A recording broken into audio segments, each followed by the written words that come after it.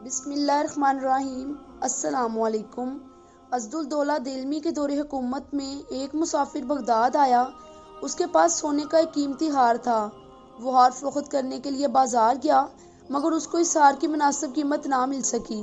تو اس نے سوچا کہ اس وقت اس ہار کو بیچنا مناسب نہیں، لہٰذا اس نے اپنا ارادہ ملتوی کر دیا۔ وہ شخص حج کے لیے مکہ جانا چاہتا تھا، اس لیے اس نے لوگوں سے کہا کہ میں نے حج کرنے کے لیے جانا ہے اور اپنی ایک امانت رکھوانی ہے، مجھے کسی امین کا پتہ بتا دیں۔ لوگوں نے اس کو بتایا کہ فلاں بازار میں ایک عطر فروش ہے جو کہ نہایت امین ہے، اگر تم نے امانت رکھوانی ہے تو اسی کے پاس جاؤ اور اپنی امانت رکھوا دو۔ لوگوں کی باتیں سن کر وہ شخص اس عطر فروش کے پاس گیا اور اس سے کہا کہ میں سونے کا یہ ہار آپ کے پاس بطور امانت رکھنا چاہتا ہوں اور حج بیت اللہ سے فارغ ہو کر اپنی امانت آپ سے واپس لے لوں گا۔ چنانچہ عطر فروش نے وہ ہار اپنے پاس رکھ لیا۔ مسافر حج پر چلا گیا اور واپسی پر اس نے کچھ تحائف خریدے اور وہ عطر فروش کو دے دیے اور اس سے اپنا ہار واپس مانگا اور اپنی امانت کا مطالبہ کیا۔ عطر فروش کی نیت خراب ہو گئی اور اس نے کہا کہ کیسی امانت اور کہاں کی امانت، میں تو تمہیں پہچانتا تک نہیں اور نہ ہی تم نے کبھی کوئی امانت میرے پاس رکھوائی ہے۔ مسافر نے یہ سن کر بہت نشانیاں دیں اور اس کی بہت منتیں کیں، مگر عطر فروش بدستور انکار کرتا رہا۔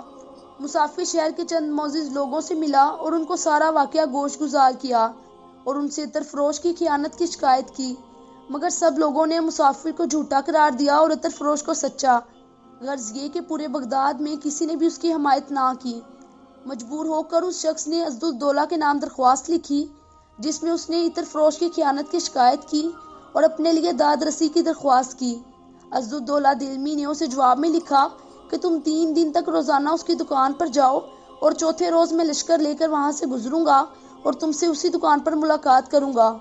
لٹا ہوا مسافر 3 دن تک مسلسل عطر فروش کی دکان پر جاتا رہا، مگر عطر فروش ہر بار اسے پہچاننے سے انکار کر دیتا۔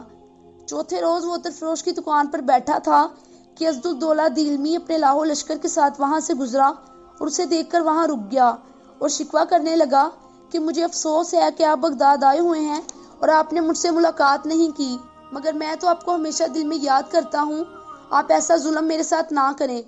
مسافر نے کہا کہ میں مصروف تھا، اس لیے آپ سے ملاقات نہ کر سکا، انشاءاللہ چند دنوں میں فارغ ہو کر آپ سے ملنے آؤں گا اور آپ کے تمام گلے شکوے بھی دور کر دوں گا۔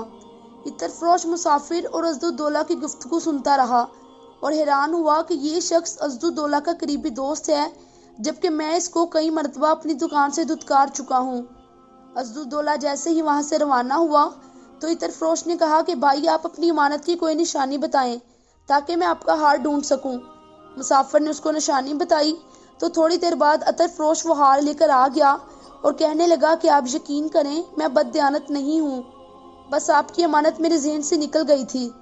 مسافر نے وہ ہار لیا اور سیدھا اسدالدولہ کے پاس پہنچ گیا اور اس کو سارا واقعہ سنایا۔ اسدالدولہ نے بے ایمان عطر فروش کی گرفتاری کا حکم دیا۔ جب وہ گرفتار ہو کر آیا تو اسدالدولہ نے وہ ہار اس کے گلے میں ڈالا اور حکم دیا کہ اس کو سرعام پھانسی دی جائے۔ چنانچہ اس بددیانت عطر فروش کو بغداد کے مرکزی چوراہے میں پھانسی دی گئی۔ 3 دن تک وہ سونے کا ہار اس کے گلے میں لٹکا رہا اور چوتھے روز وہ ہار اس کی گردن سے نکال کر مسافر کے حوالے کیا گیا۔ اسدالدولہ دیلمی نے اس موقع پر کہا کہ امانت دار بددیانت نہیں ہوتا، مگر بعض اوقات لوگ اپنی نادانی کی وجہ سے بددیانت کو ایماندار تصور کر لیتے ہیں۔ تو یہ تھی ہماری آج کی ویڈیو۔ آئی ہوپ کہ آپ کو ویڈیو پسند آئی ہوگی۔ ویڈیو اچھی لگی تو چینل کو ضرور سبسکرائب کریں اور ساتھ ہی بیل کو ہٹ کر کے نوٹیفیکیشنز کو آل پہ کلک کر دیں تاکہ اس طرح کی مزید ویڈیوز سب سے پہلے آپ کو مل سکیں۔ اگلی ویڈیو تک اللہ حافظ۔